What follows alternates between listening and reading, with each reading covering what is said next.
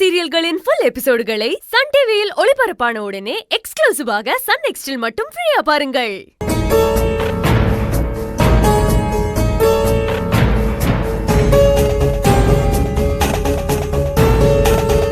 அண்ணே, எப்படின்னு இருக்க?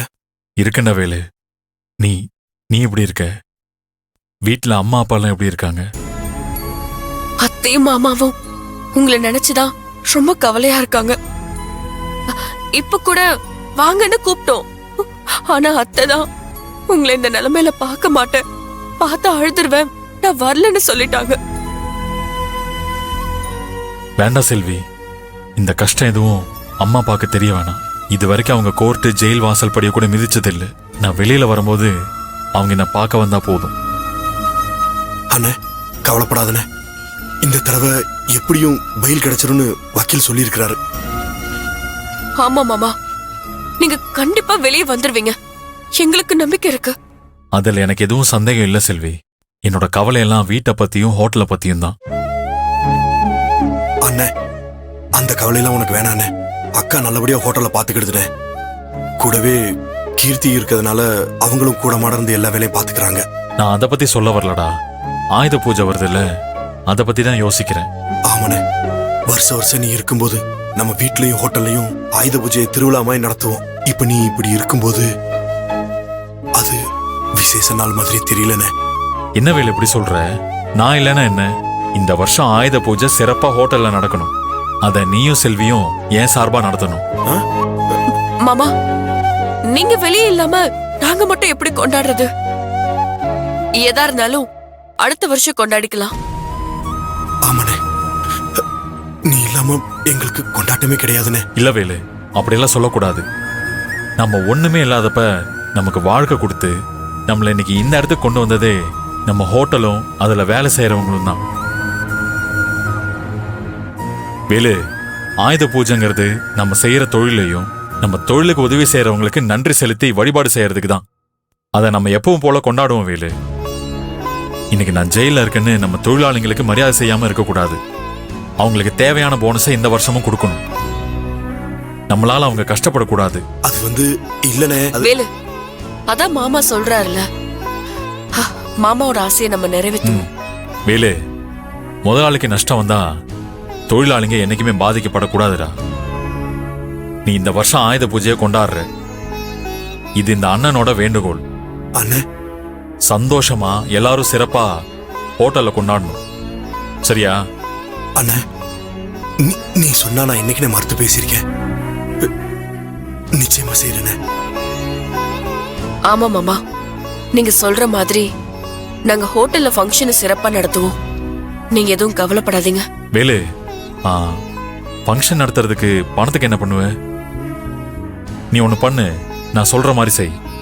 அண்ணே, அதெல்லாம் ஒன்றும் பிரச்சனை இல்லைண்ணே. எங்களுக்கு உன்னோட விருப்பம் மட்டும்தான் முக்கியம். என்ன செலவு வந்தாலும் அதை நான் பாத்துக்கிறேன். நீ அதை பத்திலாம் எதுவும் யோசிக்க வேணாம். மாமா, வேலுவையும் என்னையும் நம்பி இவ்வளவு பெரிய பொறுப்பு கொடுத்திருக்கீங்க. நிச்சயமா ஆயுத பூஜையை சிறப்பா கொண்டாடி எல்லாருக்கும் நிறைவா செய்வோம் மாமா. சரி செல்வி, எனக்கு உங்க 2 பேர் மேலயும் நம்பிக்கை இருக்கு. எப்பா, டைம் ஆயிடுச்சு, கிளம்புங்க. ஒரு 2 நிமிஷங்க. வேலு, நான் கிளம்புறேன். எல்லாரும் கேட்டதா சொல்லு. சரிண்ணே. அண்ணே, நீ ஒன்றும் கவலைப்படாதண்ணே. நிச்சயமா அடுத்த வாய்தால வெளியே கூட்டிட்டு வந்துடலானே. நான் லாயர்கிட்ட பேசிட்டு மறுபடியும் உன்னை வந்து பாக்குறேனே. சரி வேலு. பத்திரம் மாமா. சரி, பத்திரமா இருண்ணே.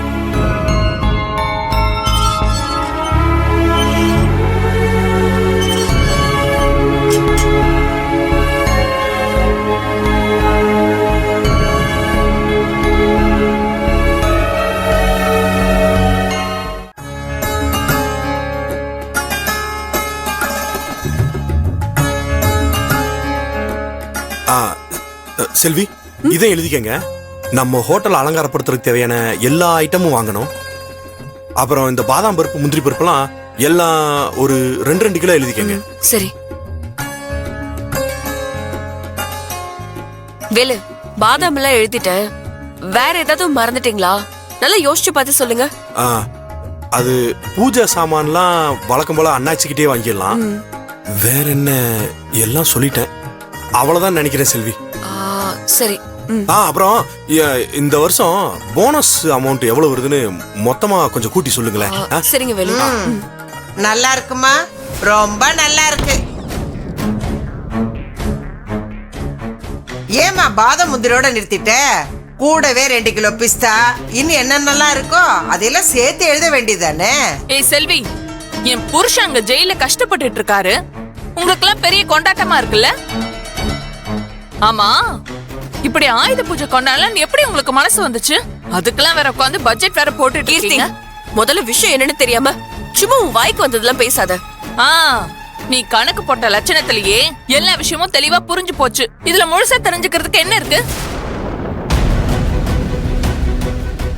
எங்க மாப்பிள்ள உள்ள ஜெயில இருக்காரு.